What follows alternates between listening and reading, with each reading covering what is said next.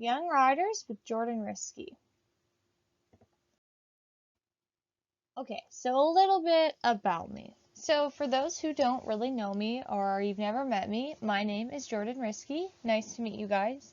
I am currently 20 years old and I was the individual gold medalist as well as I was a part of the gold medal team this past fall at Tryon, which was the Young Riders Championships in the 3-star long division.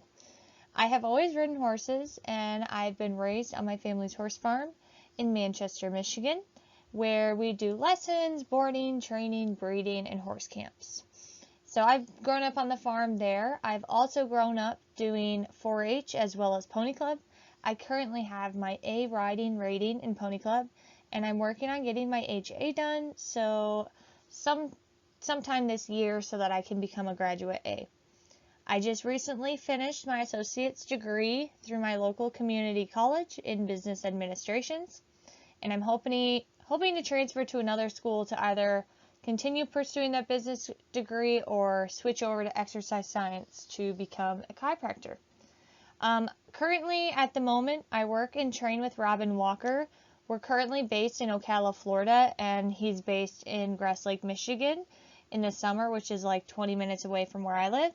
And I have my 2 horses down here with me, Redemption Song, also known as Breezy, and MM Irish Clover, also known as Liam. Here are some pictures of me and my family, and just some like old throwback pictures that I thought you guys might enjoy. Okay, so let's get started. So, for those who don't know, I am a current cancer survivor. And so back in the spring of 2021, I was working and training down in Aiken, South Carolina with a lady named Kristen Rozecki, who's based in Illinois, Chicago, just 2 hours or an hour away from Chicago. But we were down in Aiken, South Carolina, and while I was down there, I had noticed like a swollen lymph node in the side of my neck, and then a few months later, I found another one that popped up right next to my throat, and it had grown a little bit from the first time that I noticed it. So my farrier, her name is Dawn Ramage. She's also a nurse on the infusion floor at the hospital. So I asked her, I was like, hey Dawn, can you check my neck and see what you think? She's like, yeah, you should just go get it checked out. Be on the safer side of things to make sure it's nothing major. So I was like, okay, that's fine. So we got in with my doctors and whatever. She got us moving along and everything. We got blood work back. Blood work came back normal. So then we had to go to a specialist. And so the specialist found that he was like, we can't really find anything right now. The only way we can really tell what's going on is by doing a biopsy to rule out that it's not cancer. So after a needle neck biopsy where they went into my neck, it revealed that there were cancer cells in the lymph nodes there in my neck. And so at first they didn't know where exactly the source of the cancer is coming from. So I had to undergo multiple other MRI, CT, and PET scans along with other biopsies to really figure out what was going on and where this cancer is coming from. After all those different tests, we found that the source was a mass that was behind my nose, and that gave us the name of the cancer that I had, which was nasopharyngeal cancer, which, mind you, is kind of crazy because this type of cancer is found mainly in older men who have smoked and drank their whole lives. So it's pretty crazy in that diagnosis aspect. But something that was also kind of scary during the time was that there was a spot that showed up on the top of my lungs, and they said if this were to spread, the next spot that it would go would be to that location that popped up. So after some biopsies, we found out that it wasn't something to be concerned about at the time. So we were happy that the biopsy came back negative for cancer, negative that there wasn't any cancer at the time. So then we moved forward, and that's kind of led me into my first 3-star short.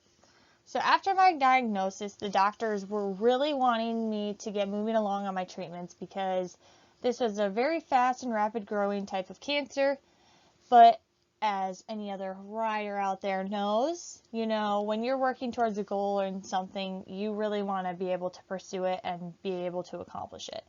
And so, the one thing that I wanted to do before starting my treatments was run my first 3-star.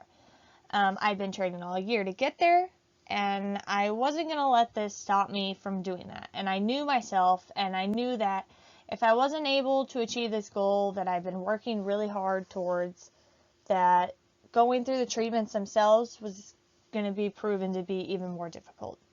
So, in the fall of 2021, literally right before my treatment started, I was able to go down to the Kentucky Horse Park for Haggard Mid-South and run my first 3-star short. And it was absolutely amazing. Breezy was amazing, and I had the absolute best time ever. Quite a few of my family members were able to come and see me and see that accomplishment. And we actually ended up just outside of the top 10, but I was just really happy to have accomplished that and then be able to finish it and then be like, okay, let's go back home and let's get started on our treatments. So, another behind the scenes thing that went on at this time, this was probably in October because I got the diagnosis in September of 2021, and then we went down to Haggard at the end of October, and then I started my treatments the first week of November 2021. So prior to going down to Haggard and starting my treatments, I had gotten into contact with an amazing lady who goes by Jess Holiday or Jessica Holiday. And for those who don't know Jess, she was a fellow eventer and cancer fighter as well. And she had recently done a podcast with Major League Eventing and kind of just talked about her story and everything that she's been through. And it was so inspiring to me to be able to listen to that, being like, okay, I'm not alone in this. Like, going forward, there's some other people out there that are going through the same thing. So I reached out to her, and she gave me a lot of great advice. And the biggest part that she shared with me was, you need to just live your life. You can't let all the treatments that you're going to go through change who you really are. And if you want to go out and do something, don't be afraid to just do it. Just put yourself out there and go for it.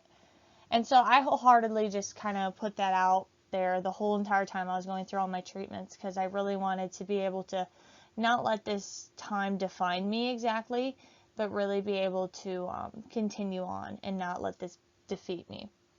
And so for me, it's exactly what I needed here at the perfect time.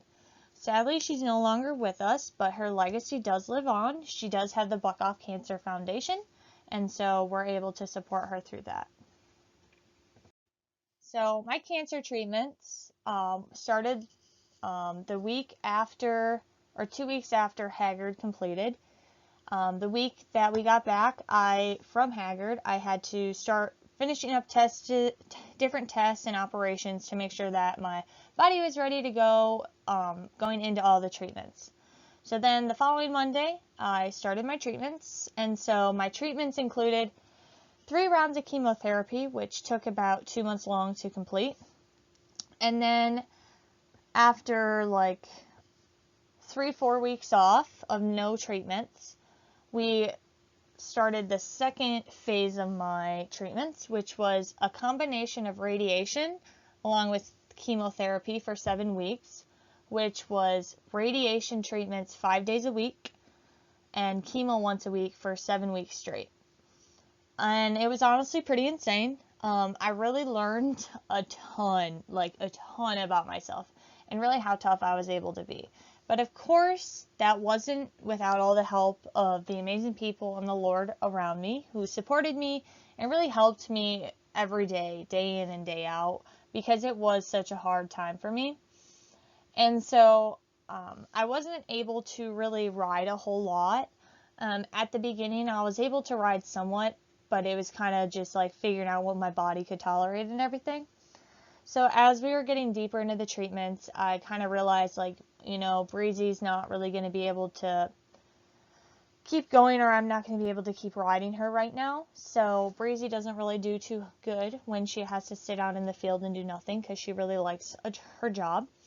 So Kristen, who I worked for the previous winter, graciously took me under her wing and took Breezy in for about 2 months, and she just kept her going in work and being able to keep moving, so then whenever I did complete my treatments, I would be able to just get back on and ride her like she had no time off. And so I had Liam back at home with me, so then I could ride him every once in a while. So that was good. So then I look back on my life and everything that I learned about myself in these treatments and going through cancer that I really want to share with you guys because I feel like it's something valuable.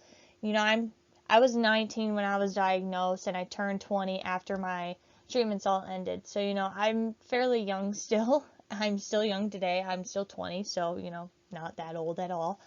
And I want to be able to share my experiences with you guys because I think it's really valuable. So, I learned a whole lot about myself and just things in general. And so, one valuable thing I learned was how to be mentally tough and to be able to block things out. There were times when I would just think about even going into the hospital for my treatments, and it would literally just make me so sick. I had to learn how to mentally block certain things out, certain thoughts that would make me sick, so that I could keep myself in a mindset that I could keep on moving along and stay positive during this whole situation that was going on. Because it was super easy to be like, oh, this sucks, like, poor me, like, and get in a really down position or disposition, and then you're not going to be doing very good. So for me, it was really important to be as positive as I could possibly be in such a hard time because it was just that much more helpful to help me get through this hard time. So I look at that aspect of being able to be mentally tough and then I lead it into my life today, and it's been so helpful in my competition mindset because we all know when you're out in the dressage arena or the show jump arena, you have to be fully focused and fully aware of everything that's going on underneath you and not be concerned about everything around you, because as soon as you start looking at the horse warming up next to you, you get distracted and you lose your focus and you're not focused on everything that is going on underneath you. So I learned the true importance of being able to block things out and being able to focus in on things going on. And so I believe it was a few slides previous to this one. You might have saw the little yellow mask. And that was my radiation mask. And so I had to wear that mask over my head. It covered my head, neck, and shoulders. And then there were bolts that were all around the edges of it. And it was bolted down to a table. And then I had to lay there flat on my back, also with a mouth guard in my mouth, so that I was held perfectly still. So when I was getting the radiation treatments, I wasn't moving. That because of the location being in my head and neck, any little movements could jeopardize very bad things to happen. So they prevented that by having me wear this mask that was bolted to the table. Now, if you saw this mask, you would probably kind of freak out because it was a lot. Like, if you're claustrophobic, it's going to be a hard thing for you to deal with. I will say that. But it did come with some new lessons learned. I really had to learn how to clear my mind because there were multiple times when I went into my treatments feeling and being sick, but I had to get through these treatments. You know, although the treatments was only 5 minutes, it was going to be tough for those 5 minutes. So there were times when I was like, oh my gosh, there's no possible way I'm going to be able to get through this. So I literally had to talk to myself. I prayed and I talked to myself the whole entire time to get myself through these hard times. And I reminded myself, you know, Jordan, this is only 5 minutes of your whole entire life. How many minutes are you, there are so many minutes in your lifetime. And this is 5 minutes of it. You're going to get through it. It's going to be okay. It's going to be hard, but you're going to get through it. And that's something that I had to constantly, realize. And so my last little lesson that I learned is that when I look back at this time in my life, I can't really help but realize just extremely how lucky I really was to be living on my family's farm and to have the horses right there and have all the people that I have in my life and this amazing support system that I have. You know, it was so amazingly helpful being able to just sometimes walk outside and go down to the barn and go see my horse and just pet them. You know, sometimes that was hard enough just even getting out of bed and being able to go outside. So then, let alone being able to go pet my horse and be like, okay, you know, it's going to be okay. It's going to be okay. Everything is going to be okay. The treatments were really hard, but the horses definitely gave me a chance to forget about everything else that's going on and just be able to be happy in the moment with these amazing creatures that bring us so much joy. And it just instills how lucky we are as humans to have these amazing animals. Alrighty, now we're going to go on a little bit of a lighter note, and I'm going to tell you guys about Redemption Song, who was my 3-star long championship horse. And so, for those who do not know, her barn name is Breezy. Breezy is a 10-year-old turning 11 thoroughbred bay mare, and I have had her for 6, almost 7 years now. And I want to tell you guys kind of the story of how I got Breezy, because it's actually kind of pretty funny, and it's kind of cool if I say so myself. So, I was probably, I think I was 14, 15. I can't remember. Whatever 6 years ago was, I'm 20, so I think that would have been 14. And so I was scrolling through Facebook one day, and I saw her ad pop up, and I thought to myself, wow, this horse is super cool. Like, I really like her. So I showed my mom the pictures of her and like the trot videos that they had, and she's like, you know, I don't really have the budget right now to buy another horse. I'm sorry, but I just don't think we can do that right now. So I kept on it for a few more days, and I was like, you know, like, if Breezy's still available, like, you don't have to buy her, I'll buy her, and she'll be my project and my horse, and I'll take care of her and everything. And my mom was a little skeptical at first, like, pretty skeptical. But I am a pretty good convincer. So, the lady that was selling her let us come and see her before we actually bought her. I convinced my mom to drive down there with me. We drove all the way down to the Indiana Grand Racetrack. And the broker who was selling the Breezy normally would just sell them sight unseen. You wouldn't be able to come and see them and do like a vet check. You know, you just had to buy them as is. So I convinced her to let me come down and check her out just to make sure that she's what we wanted and she wasn't like broken, basically. So we drive down there, me and my mom, and we get down there and we're walking down the stall aisle at the track, and all the horses were sticking their heads out, pinning their ears, and trying to attack you basically as you walked by them. But there was this one horse who didn't do that, and that of course was Breezy. I saw her from a mile away, and I was like, that's her. So I basically like ran right up to her. I started petting her, and she literally just fell right into my arms. It was like love at first sight, and we just clicked from the get-go. So after my mom saw that, she literally was like, how can I say no? Like, I'm awful if I say no to that. So I had been saving up money from selling sheep at the 4-H fair. So I brought my money with me, and I paid for her. I paid a whole $1,800 for her, and we loaded her up, and we took her home. So I've had Breezy for 6 years. I got her as a 4-year-old who had only done a few races at the track. She hadn't really done much. I restarted her, and I trained her myself, and we've grown, and we learned so much together. So I took her from the track, and I've gotten her all the way up to the 3-star level myself, but I also had the guidance of trainers, but I did all the training myself. And I wanted to really have the chance to grow and learn and produce a horse on my own. You know, I've done it with quite a few others, but I wanted to try it with an off-the-track thoroughbred because I've seen so many other people do it, like with the RRP. So I really wanted to be able to show myself that I could do this. Me and Breezy have basically done literally anything and everything you can think of under the sun. And it's honestly amazing all the things that I've been so fortunate to be able to do with her. Like I've done English, Western, reining, bareback jumping, eventing, show jumping, dressage. Really, she will do absolutely anything I ask of her. And it's so cool. So cool.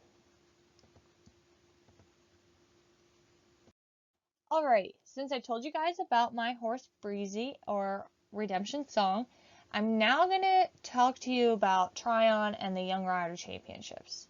So I was a part of the winning Area 8 gold medalist team, and I was also the individual gold medalist in the 3-star long division at Tryon this past fall, 2022, in the Young Rider Championships. Now, this experience as a whole is something I will never ever forget. Absolutely never will. And first off, the venue that we were at Tryon, is so unreal and unlike anything I've ever experienced.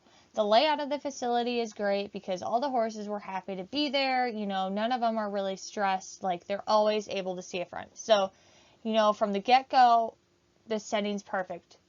Setup. It's perfect setup for the perfect weekend. You know, the footing was amazing. You know, we had really like torrential rain Thursday and Friday of the competition. And so that was right before cross country. And so I remember walking out on the cross country course Saturday morning right before we were going to ride. And it was like you couldn't even tell it rained. Like the footing was absolutely, literally immaculate. Like so good. Like the drainage system that they have there was so amazing. And like it didn't get tore up or anything. It really wasn't slippery. Like, if you want to run a championship course there, that is where you want to go. So, now leading into, like, the team as a whole, the team aspect of the event was also something I've never experienced. You know, I've been in Pony Club, I've been in teams that way, but I haven't been at this caliber of an event. And I was able to be with these girls and boys who are my age, who also have big goals and aspirations to go all the way in the sport.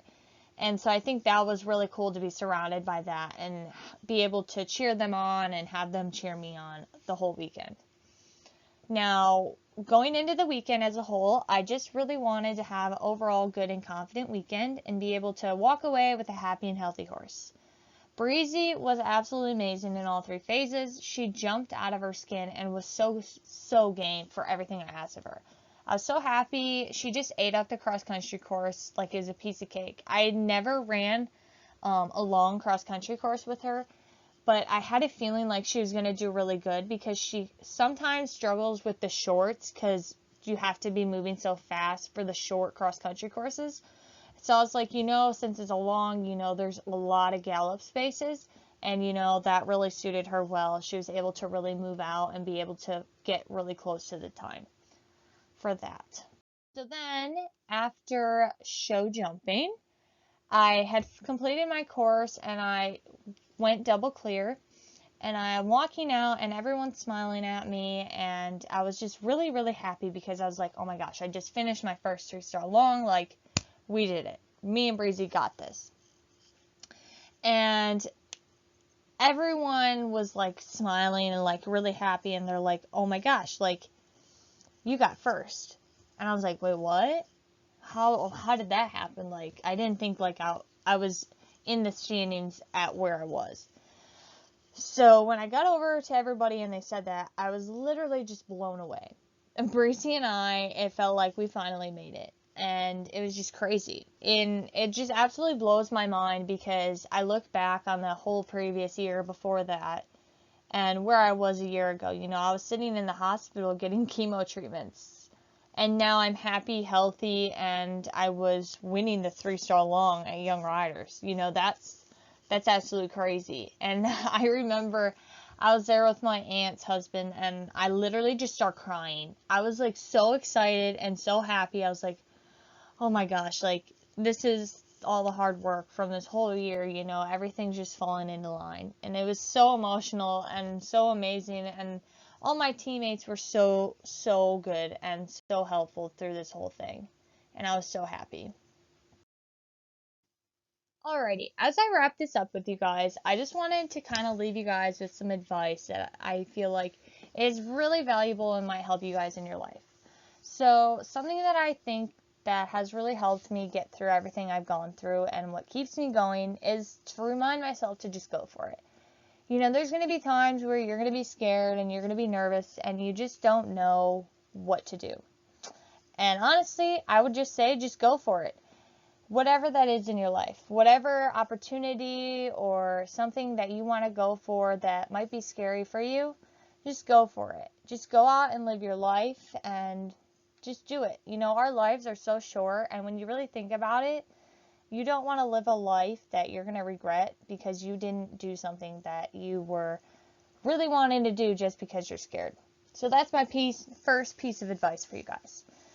And my last piece of advice that I'm going to leave with you guys is to just be grateful and thankful for how far you've come in your life and the things and the people that you have in your life that you're so fortunate to have. It's so easy for us to all get caught up in our busy lives and forget about everything that's going on around us. So just take some time to thank those around you for all their love and all their support that has really helped you get to where you are today.